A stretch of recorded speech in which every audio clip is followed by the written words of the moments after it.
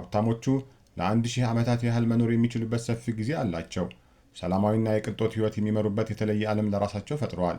በሌላ በኩል ግን በድሆች መንደር ውስጥ ያሉ ምስኪኖች በሕይወት ለመቆየት ሲሉ ቀንና ሌት ይለፋሉ። ፊልሙ ሲጀምር በድሆቹ መንደር ዊል የተባለ በመቁጠሪያው ላይ 23 ሰዓታት ብቻ የቀሩት ወጣት ያስቀኘናል። ዊል ከእናቱ ጋር ነው የሚኖረው። ከ25 ዓመት ዕድሜ በኋላ እርጅና ስለሚቆም እናቱ 50 ዓመት የሞላት ቢሆንም አሁንም በጣም ወጣት ትመስላለች። እናቱ ዛሬ 50ኛ ዓመት ልደቷ ነው። ልደቷን ለማክበር ዊል የትርፍ ሰዓት ሰርቶ አንድ ጠርሙስ ሻምፓኝ ይዞ ቤት መጣ። ልደቷንም በደስታ ከበሩ።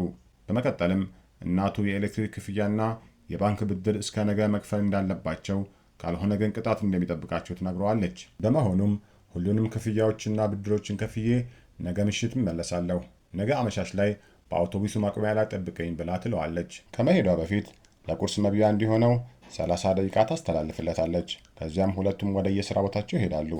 በመንገድ ላይ ማያ የተባለች አንዲት ልጅ ወደ ዊል በመምጣት ከጊዜው ጥቂት እንዲሰጣት ተጠይቀዋለች።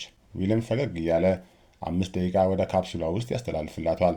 እሷም አመስግናው ትሄዳለች። ዊልና የቅርብ ጓደኛው ቦሬል በአካባቢው በሚገኝ ፋብሪካ ውስጥ ይሰራሉ።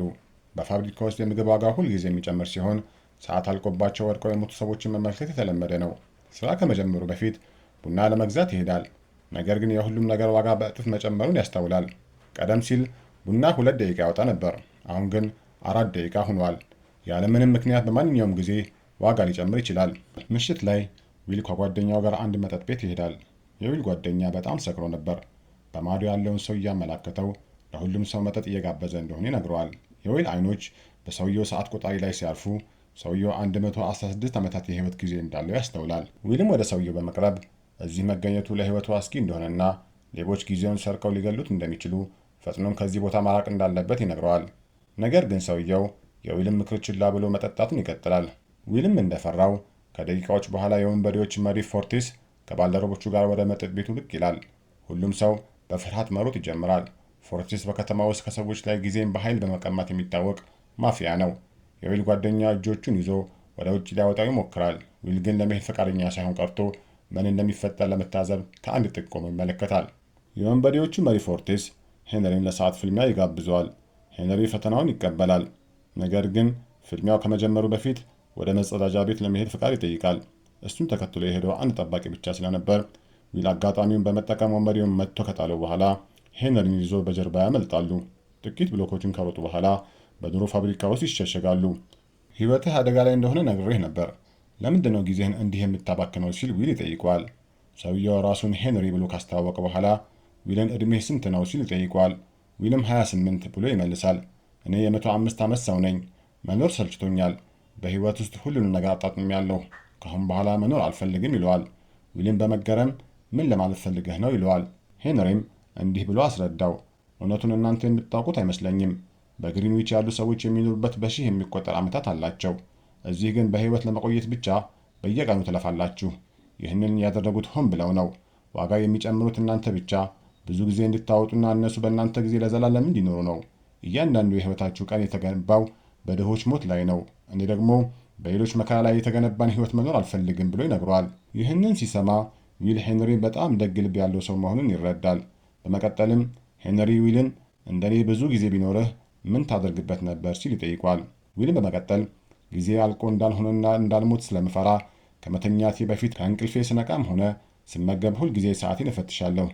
እንደ አንተ ብዙ ጊዜ ቢኖረኝ ለእናቴ በግሪንዊች ከተማ ውስጥ ጥሩ ቤት ገዝቼላት ለዘላለም በደስታ አብረን እንኖር ነበር ብሎ ይመልስለታል። በመጨረሻም ሄንሪና ዊል እንቅልፍ ይወስዳቸዋል። ጠዋት ላይ ሄንሪ ቀድሞ በመንቃት ለራሱ 5 ደቂቃ ብቻ አስቀርቶ የቀረውን ሰዓት በሙሉ ለዊል ያስተላልፍለታል።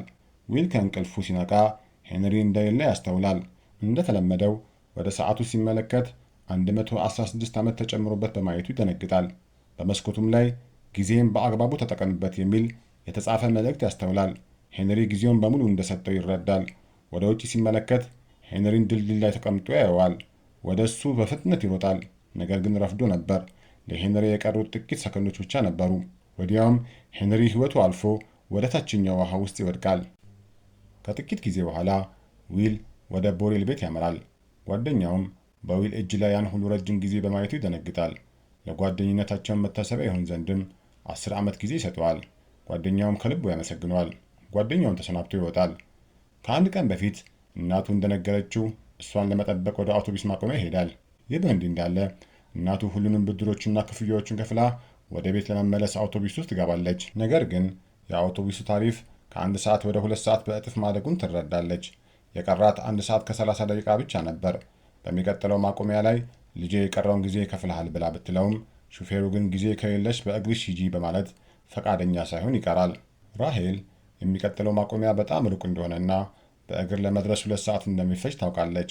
የቀራት በጣም ጥቂት ጊዜ ስለነበር መሮጥ ትጀምራለች። በሌላ በኩል ዊል ለእናቱ አበባ እቅፍ ይዞ በአውቶቡስ ማቆሚያ ላይ ቆሟል። አውቶቡሱ ሲደርስ ተሳፋሪዎቹ ቢወርዱም እናቱ ከመካከላቸው አልነበረችም። ዊል አንድ ችግር መፈጠሩን ይረዳል። እሷን ፍለጋ በፍጥነት መሮጥ ይጀምራል። በሩቅም ዊል እናቱ ወደ እሱ እየሮጠች እንደሆነ ያያል። እሷን ሲመለከት ጊዜዋ እያለቀ መሆኑ ይረዳል። እጁን ዘርግቶ ወደ እሷ ባለው ፍጥነት ሁሉ ይሮጣል። አሁን ራሄል የቀራት 10 ሰከንድ ብቻ ነው። እሷን ባላት አቅም ሁሉ ወደ ዊል ትሮጣለች። ነገር ግን እሱ ጋር ስትደርስ ጊዜዋ አልቆ በእጁ ላይ ትሞታለች። ዊልም በከፍተኛ ሐዘን እየጮኸ ማልቀስ ይጀምራል። በማግስቱ ጠዋት ታይም ኪፐርስ በመባል የሚታወቁት የፖሊስ ኃይሎች የሄንሪን አስክሬን መመርመር ጀምረዋል። ባልደረቦቹ የደህንነት ካሜራውን ምስል እንዲፈትሹ ያዛል። በካሜራዎቹ አቀማመጥ ምክንያት አስክሬኑ ሲወድቅ ባይታይም የዊል ፊት ግን በግልጽ ሲታይ ነበር። ይህ በእንዲህ እንዳለ ዊል የእናቱን ሞት ለመበቀል ይነሳል። የጠፋ ሀብታም ሰው በመምሰል አንድ የቅንጦት መኪና ይከራያል። ሹፌሩንም ወደ ሀብታሞቹ መንደር ኒው ግሪንዊች እንዲወስደው ያዘዋል። በእያንዳንዱ የድንበር ኬላ ሲያልፍ እጅግ ከፍተኛ የሆነ ሰዓት ክፍል በመክፈል ነበር የሚያልፈው። ከከተማዋ እንደደረሰ በጣም ምርጥ የተባለ ሆቴል ውስጥ ያልፋል። እዚያም መገኘቱ ሲልቪያ ከምትባል የከበርቴ ልጅ አይን ውስጥ ይገባል። ይህ በእንዲህ እንዳለ የጊዜ ጠባቂው ሬመንድ ዊል የተባለ ሰው ወደ ግሪንዊች ከተማ ለመግባት ብዙ ጊዜ እንደከፈለ ይረዳል። ይህ መረጃ ሬመንድ ሄንሪን ስለመግደሉ የነበረው ጥርጣሬ ይጨምርበታል። ወዲያውኑ ከቡድኑ ጋር ወደ ግሪንዊች ማምራት ይጀምራሉ። ማምሻውን ዊል ተስማሚ ልብስ ገዝቶ ወደ ካዚኖ ያመራል። በመቀጠልም ዊል በጠረጴዛው ዙሪያ አብሯቸው ይቀመጣል። አዲስ ፊት ሲያዩ ሊያፌዙበት ይሞክራሉ። ነገር ግን ዊል የተካነ ቁማርተኛ ነው። ለሰዎች ጊዜን የሚያበጀው የጊዜ ባንክ ባለቤት ከሆነው ፊሊፕ ከተባለ ባለጸጋ ጋር የካርታ ጨዋታ ይጀምራሉ። የፊሊፕ ልጅ የሆነችው ሲልቪያም ለመመልከት ወደ ጠረጴዛው ትመጣለች። ከፊሊፕ ላይ 1100 ዓመታትን ያሸንፋል። ይህን ያየችው ሲልቪያ በዊል በጣም ትማረካለች። በማግስቱ ምሽት በቤቷ ለሚዘጋጀው ድግስ ትጋብዘዋለች። በማግስቱ አዲስ መኪና ገዝቶ ወደ ፊሊፕ ቤት ድግስ ያመራል። በድግሱ ላይ ዊልና ሲልቪያ መደነስ ይጀምራሉ። ሲልቪያም ከልቧ በዊል ፍቅር ትወድቃለች። ፊሊፕ እንደገና ካርታ እንዲጫወቱ ይጋብዘዋል። ነገር ግን ታይም ኪፐሮች ድንገት መጥተው ዊልን ለጥያቄ እንደሚፈልጉት ይናገራሉ። ዊልም ሄነሪ ራሱን ፈልጎ እንዳጠፋ ቢነግራቸውም ሊያምኑት አልቻሉም። ሬመንድ የዊልን ጊዜውን በሙሉ ይቀመዋል። ለእስር ዝግጅትና ለሂደት ማስፈጸሚያ የሚሆን 2 ሰዓት ብቻ ያስቀሩለታል። ታይም ኪፐሮችን መጥቶ ከጣለ በኋላ ሽጉጡን ተጠቅሞ ሲልቪያን በታጋችነት ይይዛታል። በጀርባ በርም አምልጦ በራሱ መኪና ይሸሻል። ወደ ድሆቹ መንደር መመለስ ቢችልም በዚያን ጊዜ የቀረው በጣም ጥቂት ጊዜ ብቻ ነበር። ሲልቪያን ትንሽ ጊዜ እንድታበድረው ይጠይቃታል። ነገር ግን ሲልቪያ ሄንሪን እንደገደለው አሁንም ስለምታምን አንዲት ሰከንድ እንኳን ለመስጠት ፈቃደኛ አልሆነችም። አማራጭ ስላልነበረው ከሌላ ሰው ለመበደር በማሰብ መኪናውን ወደ ድሆች መንደር በፍጥነት ያሽከረክራል። ድልድዩ ላይ ሲደርስ በደህንነት ካሜራ ትኩረቱ በመሰረቁ መሬት ላይ የተዘረጋውን የእሾህ ወጥመድ ሳያይ ይቀራል። ይህም መኪናው እንዲጋጭና እንዲገለበጥ ያደርገዋል። ዊልና ሲልቪያ ራሳቸውን ስተው ይወድቃሉ። እነዚያ የእሾህ ወጥመዶች ሆን ተብሎ በፎርቴስና በቡድኑ የተዘረጉ ነበሩ። ፎርቴስ ሲልቪያ 10 ዓመት የህይወት ጊዜ እንዳላት ሲያይ ጊዜዋን በሙሉ ዘርፏት ይሄዳል። ብዙም ሳይቆዩ ዊልና ሲልቪያ ወደ ልቦናቸው ይመለሳሉ። ሲልቪያ እጇን ስትመለከት የቀራት 30 ደቂቃ ብቻ መሆኑን አይታ ትደነግጣለች። የዊልም ቢሆን የቀሩት ጥቂት ደቂቃ ብቻ ነበሩ። ሁለቱም እኩል ጊዜ እንዲኖራቸው ጥቂት ደቂቃዎችን ወደ ሲልቪያ ያስተላልፍላታል። በመቀጠልም ዊል እርዳታ ለመጠየቅ ወደ ጓደኛው ቦሬል ቤት ይሄዳል። ነገር ግን የቦሬል ባለቤት መጥፎ ዜና ትነግሯለች። ቦሬል ከመጠን በላይ ጠጥቶ በክንዱ ላይ ገና የ9 ዓመት እየቀረው መሞቱን ነገረችው። ዊል ሲልቪያ ውድ የጆሮ ጌጦችን ማድረጓን ያስተውላል። ወዲያውኑም ወደ ጌጣጌጥ መሸጫ ሱቅ ይዟት ይሄዳል።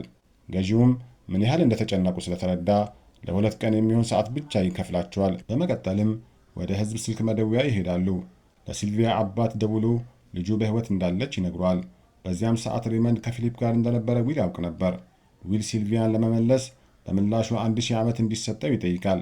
እንዲሁም እነዚያን ዓመታት በጊዜ ባንክ በኩል ለድሆች መከፋፈል እንዳለበት ይነግሯል። እስከ ማግስቱም ጠዋት ድረስ ጊዜ ይሰጣቸዋል። ምንም እንኳን ለፊሊፕ 1000 ዓመታት ማለት ቀላል ቢሆንም ለድሆች ጥቂት ጊዜ እንኳን ለመስጠት ፈቃደኛ አይሆንም። ይህ በእንዲህ እንዳለ ዊል ሲልቪያን ወደ ቤት ይወስዳታል።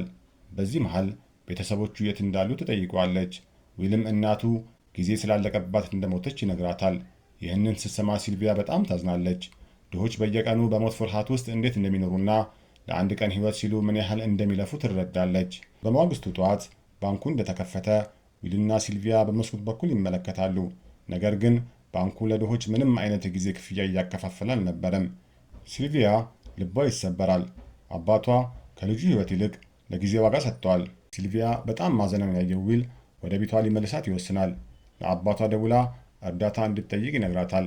በዚህም መሃል ራሷን እንድትጠብቅ መሳሪያም ሰጥቷት ነበር።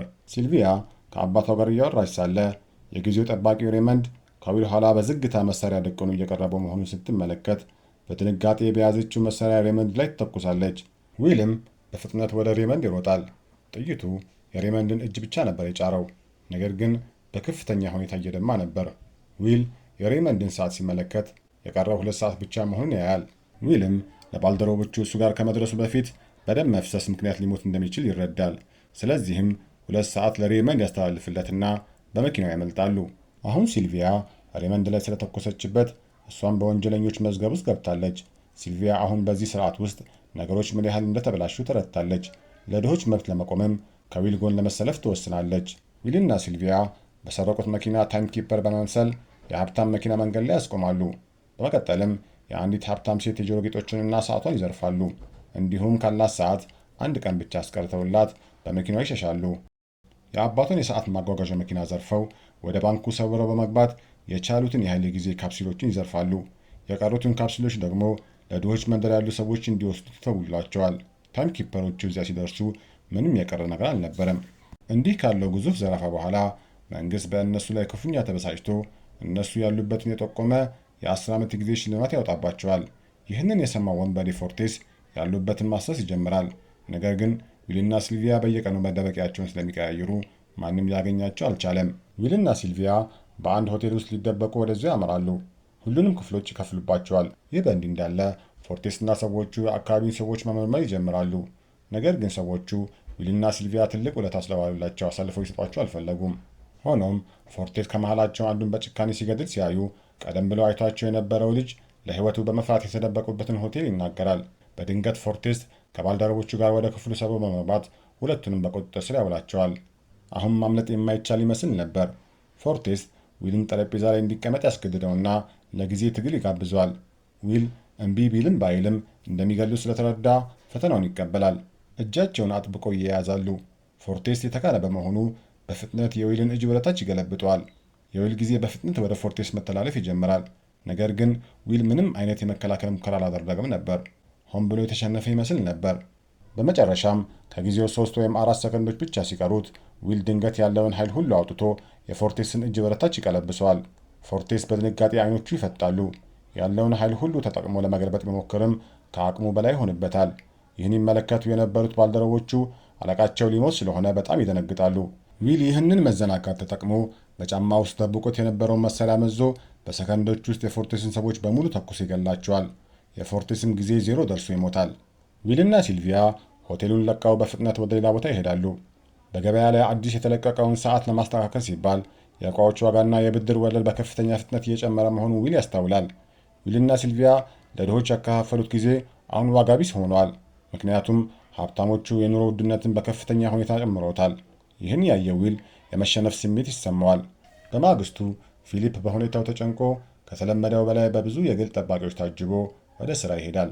ጠባቂዎቹ አደጋ መኖሩን ሲረዱ መሳሪያዎቻቸውን ወደ እሷ ያነጣጥራሉ። ነገር ግን የመጣችው ሲልቪያ ብቻ ነበረች። እጅ መስጠት እንደምትፈልግም ትናገራለች።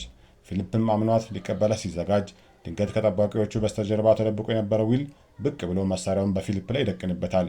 በመቀጠልም ዊልና ሲልቪያ ፊሊፕን ወደ ቢሮ በመውሰድ 1 ሚሊዮን ዓመት የያዘውን ካፕሱል የሚያስቀበጥበትን ካዝና እንዲከፍት ያስገድዱታል። ታይም ኪፐሮቹ ዘረፋውን ሲሰሙ ወዲያውኑ እነሱን ለማሳደድ ይነሳሉ። ሬመንድ ወደ ሰዓቱ ሲመለከት ከ1 ሰዓት ያነሰ ጊዜ ብቻ እንደቀረው ያስተውላል። ወደ ቢሮ ደውሎ ጊዜ እያለቀብኝ ስለሆነ ጊዜ ላኩልኝ ሲል ይጠይቃል። እነ ዊልን ሲመለከት የተላከለትን ጊዜ መውሰድ ይረሳል። ታይም ኪፐሮቹም በእነ ዊል ላይ የተኩሱ ጀመር። ጥይቶቹ መኪናውን ቢበሷቸውም እነሱን ሳያገኙ ይቀራሉ። ዊልም አጥሩን ጥሶ በማለፍ ወደ ድሆቹ መንደር ይገባል። ወዲያውኑ ከመኪናው ወርደው የ1 ሚሊዮን ዓመቱን ካፕሱል ለማያ ይሰጣታል። እነ ዊልም ማሳደድ ይቀጥላል። ሌላ የድንበር ኬላ ሲያቋርጡ መኪናዋን አቁሞ በእግሩ ተከታትሎ ሩጦ ይደርስባቸዋል። ዊልም ሰዓቱን እያሳየ እኔና ሲልቪያ የቀረን ጥቂት ደቂቃዎች ብቻ በመሆኑ በቅርቡ እንደሚሞቱና ማሰሩ ምንም ትርጉም እንደሌለው ይነግረዋል። ሬመንድ እነሱን ለማሳደድ በነበረው መቻኩል ምክንያት የራሱን ሰዓት መፈተሽ እንደረሳ ያስታውሳል። ወደ ሰዓቱ ሲመለከት የቀረው 5 ሰከንድ ብቻ ነበር። ከዚያም ሰዓቱ ዜሮ ይገባና መንገድ ላይ ወድቆ ይሞታል። ዊልና ሲልቪያ እያንዳንዳቸው የቀራቸው ጥቂት ደቂቃዎች ብቻ ነበር። በዚያ ሰው በሌለበት ምድረ በዳ ቦታ ደግሞ ሊረዳቸው የሚችል ማንም ሰው አልነበረም። ዊል ድንገት የሬመንድን መኪና ያስተውላል። በፍጥነት ወደ መኪናው ሮጦ የሬመንድን የደሞዝ ጊዜ ወደ ራሱ ሰዓት ያስተላልፋል። ከዚያም ለሲልቪያ ጊዜ ለመስጠት በፍጥነት ወደ እሷ ይሮጣል። ሲልቪያም ወደ እሱ መሮጥ ትጀምራለች። ዊል እሷ ጋር ሲደርስ ሲልቪያ ዝላ በእጆቹ ላይ ትወድቃለች። እንደ ዕድል ሆኖ ዊል በሰዓቱ እጇን ይዞ ሕይወቷ ይተርፋል። ወደ ኩባንያው ስንመለስ ፊሊፕ ሙሉ በሙሉ ተስፋ ቆርጧል። ለሰራተኞቹ ሁሉም ነገር ስላበቃ ምንም ነገር እንዳያደርጉ ይነግራቸዋል። በመላ ሀገሪቱ ያሉ የዜና ማሰራጫዎች ህዝቡ እንዴት ወደ አደባባይ እንደወጣ እያሳዩ ነው። ፋብሪካዎች በሙሉ ስራ አቁመዋል። ሰዎቹም ወደ ግሪንዊች በነፃነት ይጎርፉ ጀመር። በታይም ኪፐር ቢሮ ውስጥ ሰራተኞቹ ከእንግዲህ ሊያደርጉት የሚችሉት ምንም ነገር ስለሌለ ወደ የቤታቸው ለመሄድ ይወስናሉ። የድሮ ጨቋኝ ስርዓት ተመልሶ እንዳይመጣ ዊልና ሲልቪያ ትላልቅ ባንኮችን መዝረፍን ቀጥለዋል።